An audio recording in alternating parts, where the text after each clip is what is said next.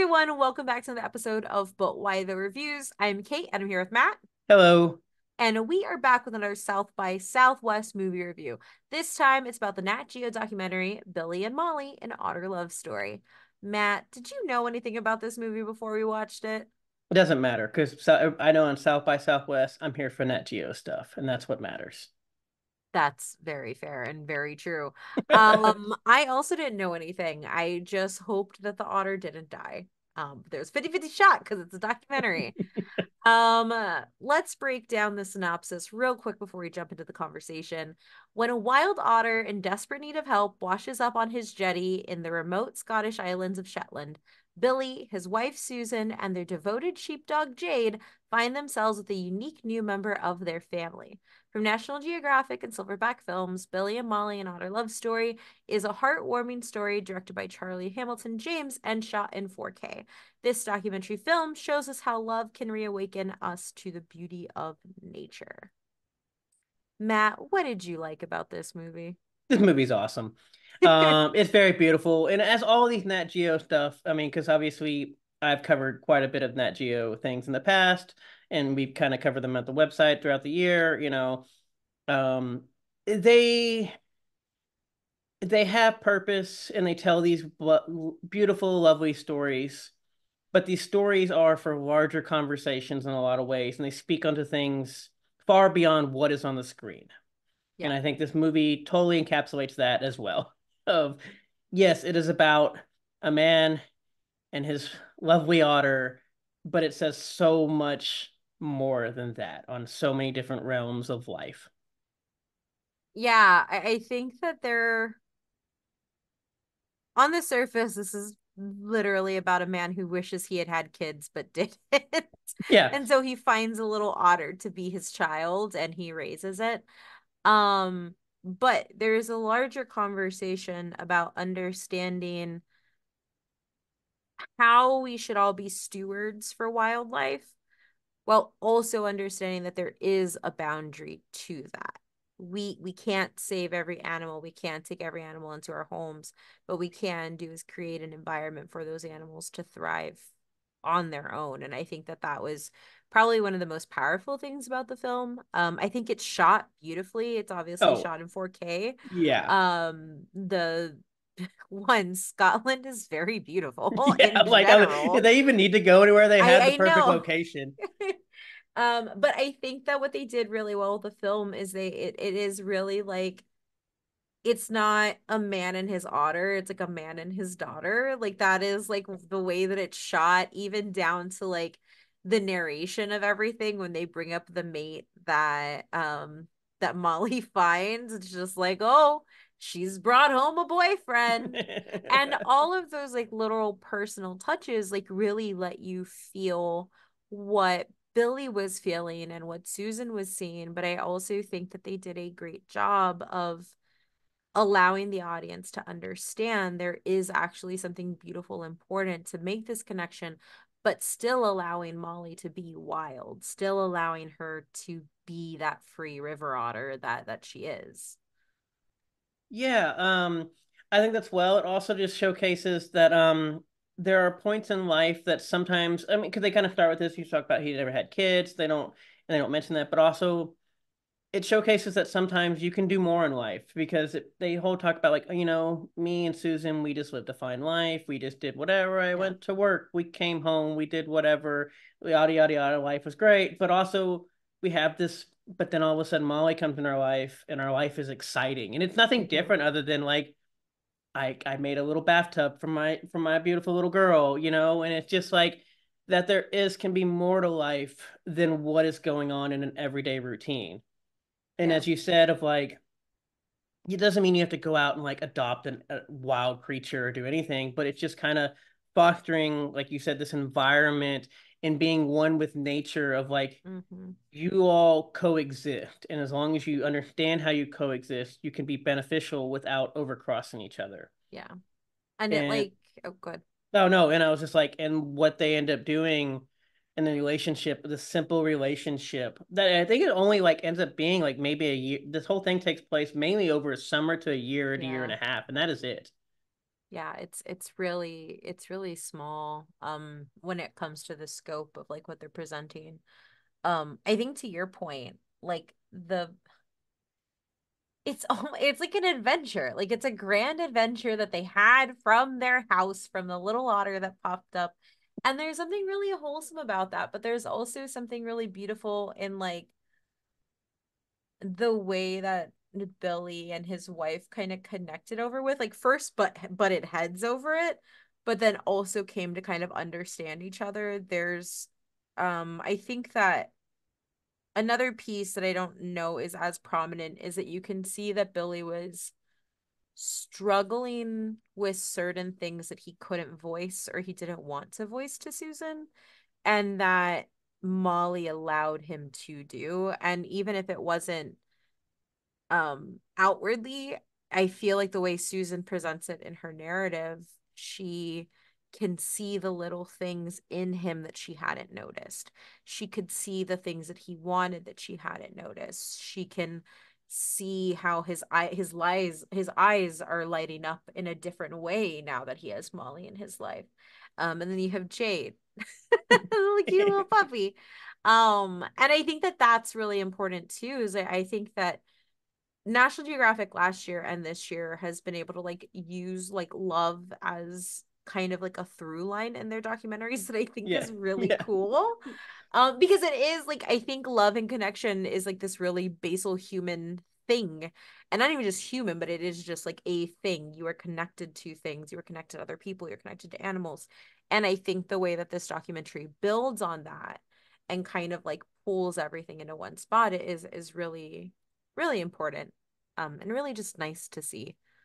yeah. No, because at the end of the day, as much as we talk about, because the interesting thing we find out and what we see is, like Billy forms this connection, and obviously with Sue, builds with Susan, and he feels alive, like we said, and it has found like purpose. But at the end of the day, like Molly needs him, Yeah.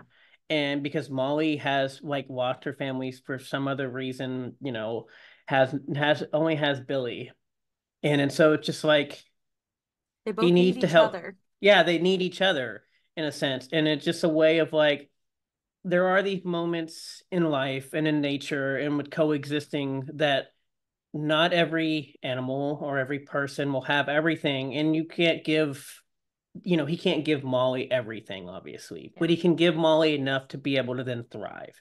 And Yeah. just like Molly could not be everything for Billy, at the end of the day, that it's still not his child, even if Molly is his child. Yeah. But he gave him enough to understand, like, you can still have purpose in what you're doing, even without a Yeah. child, or even just what you're doing in your mundane work life. Yeah. No, I completely agree. I think the important thing too is like there's a really beautiful understanding between Billy and Susan that like there was always going to be a time where this had to stop. Otherwise, it could be detrimental to Molly, especially because she has to migrate so she can survive the winter in Scotland. And I think that that is something that I think when we talk about love and connection, there's all of that at the front part, right? Where you're Yeah. like, I love this thing. I take care of this thing. I hold this thing close.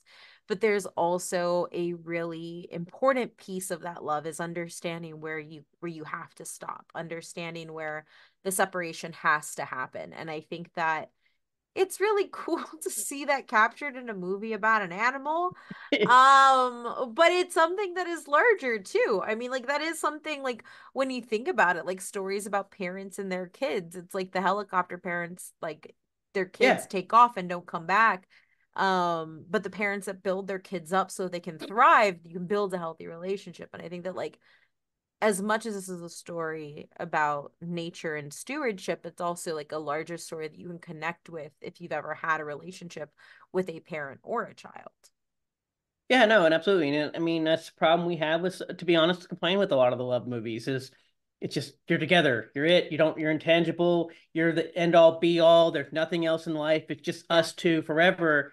But that's not how everything works. And that shouldn't be how everything works. I Yeah. mean, one, you should probably have friends, outside of stuff, but also like interconnect with other people, or in this case, animals. And like And there comes a point where no, you need to say goodbye, or you need to not even just say goodbye, but you need to prepare for the next step in life.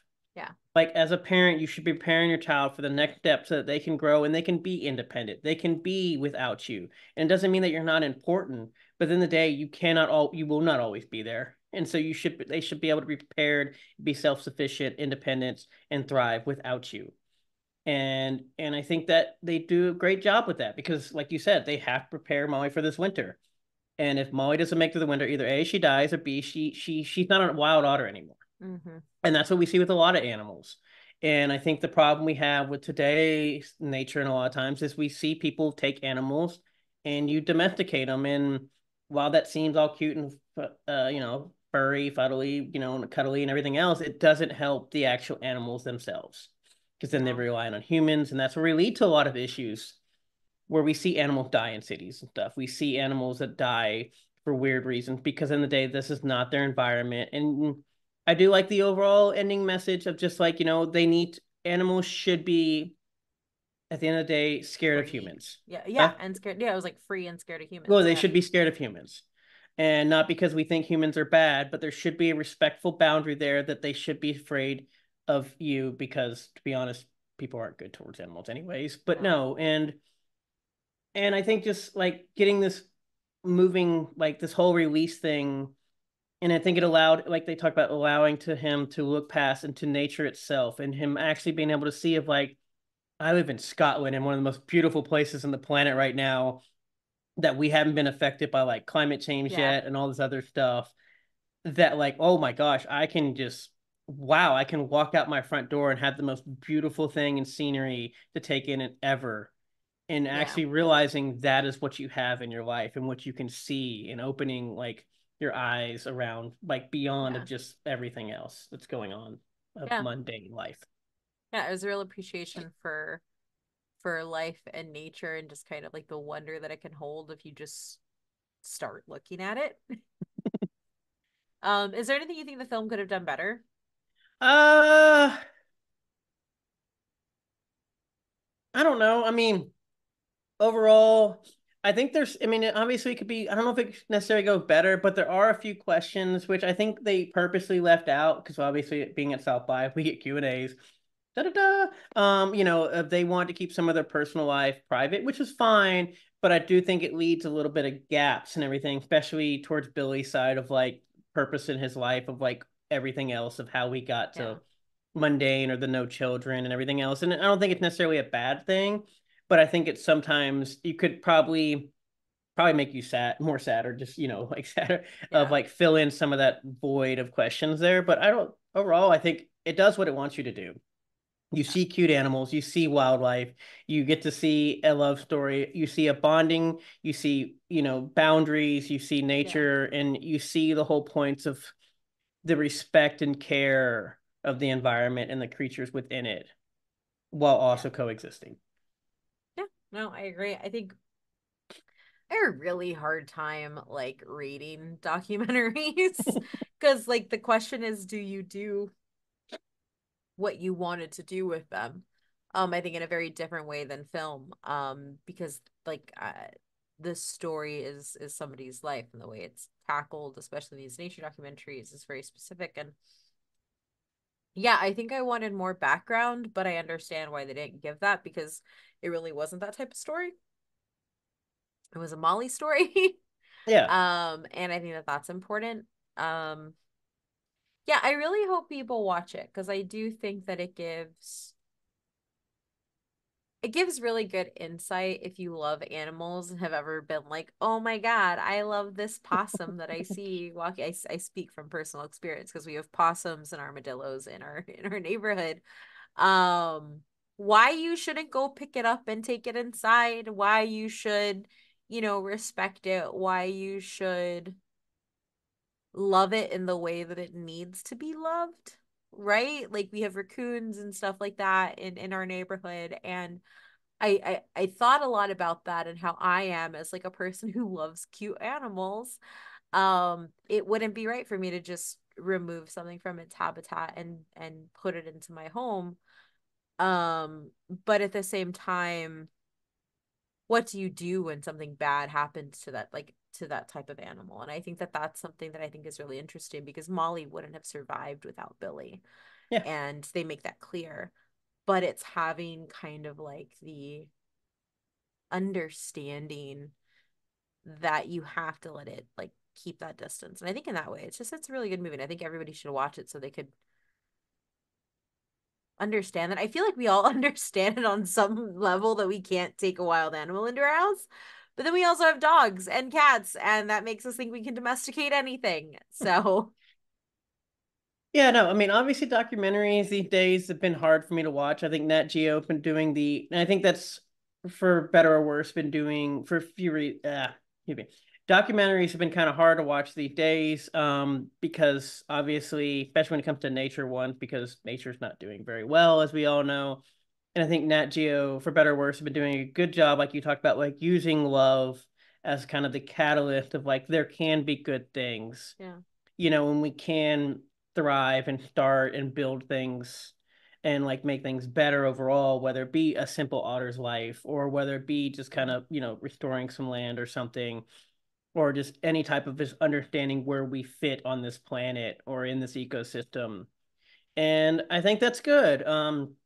It's an interesting choice. Sometimes it feels you can put like putting on rose-colored glasses sometimes, but I don't think that's what this show does overall. And I think it Mm-mm. showcases exactly what it needs to be, in which how man and otter can be Yeah. helpful while still being respectful to grow as both an otter and a Yeah. person. No, I agree. And I think everybody should watch it when it comes out on Disney Plus. Yes. Matt, where can people find you? Obviously you can find me at butwhythough.net. I'm sure my review should be in the I'll put down in the links or the comments or whatever. Description. Sure, whatever the heck they do on the YouTubes of today. Feel old now today. The YouTubes. Oh my God. I'm older than YouTube. That's fine. But yeah, you can obviously read my full thoughts on that, along with check out other work at butwhythough.net. And then obviously I'm on Twitter at datm18, DATTM18. Yeah, and you can find me on Twitter at Oh My Myth Reindeer and every other social media website. I got that handle. And you can find all of our South by Southwest coverage, like Matt mentioned, at butwhythough.net. So like, subscribe, follow, do the YouTube things to make us YouTubers. Bye. Did you just